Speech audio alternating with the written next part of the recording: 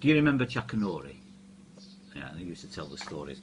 Well, they had a guy on Jackanory telling the story of Cinderella, but they didn't realise he was dyslexic. And it went something like this. Once upon a time, there was a beautiful young girl called Indi Cella, who lived in a large mansion with her two ugly sisters and sticky wet mother. Now, Indi Cella worked very hard, flogging screws, weaning clindos, and shivelling shut. In fact, by the end of the day, Indi Cella was mucking facked. Now, Indi Cella had two sisters, and they were called Mary Hinge and Betty Swallocks. And they both had tickets to go to the Gall, but they wouldn't let Indi Cella go.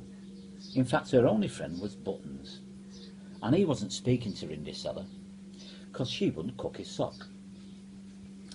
Later that night, Indi Cella was sitting there all alone, and suddenly there was a hucking huge bang, and a little old lady appeared. Shinder's writ herself. "Foo the hooky you," she cried. "Foo the hooky you." "Don't be afraid," said the woman. "I'm your gary fod mother." And with a waft of her wind, she turned a pumpkin and 6 mice into a hooking huge carriage. "Mice all crooking fighty," Rinded shouted. "It's a mucking firacle." But her gary fod mother said, "You must be back by midnight, or there'll be a cooking calamity." At the ball, Indi Cella was dancing with the pransome hints. He'd been there since 8 o'clock and was as fist apart. "Shanty a fag," he said.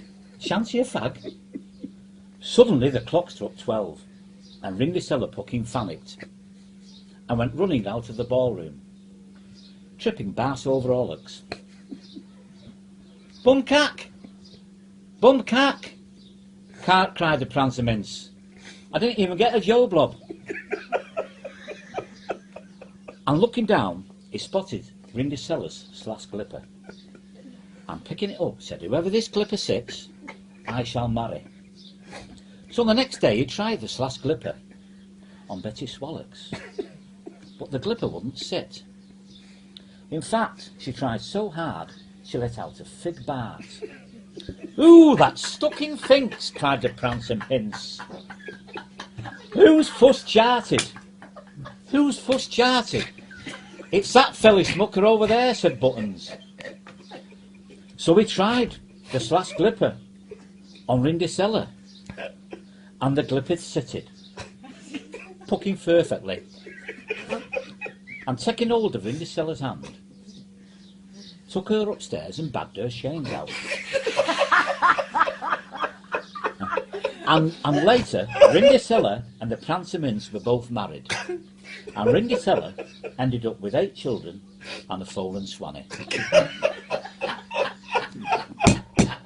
Every credit. How brilliant is that?